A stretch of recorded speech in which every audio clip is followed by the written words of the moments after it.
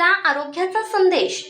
पुंदी जिल्हा परिषद मराठी शाळेच्या पटांगणात सरपंच, उपसरपंच, ग्रामपंचायत सदस्य, पोलीस पाटील, मुख्याध्यापक, शिक्षक, विद्यार्थी आणि शासकीय कर्मचारी एकत्र जमले। आरोग्य उपकेंद्र पुंदीच्या तज्ञांच्या मार्गदर्शनाखाली सर्वांनी एकत्र योगासने, प्राणायाम आणि ध्यान केले।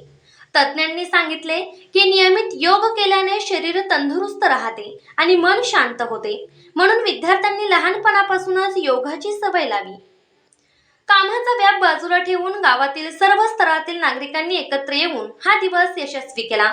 खरंच पुंदीने दाखवून दिलं, आरोग्यासाठी गाव एकवट होऊ शकतं।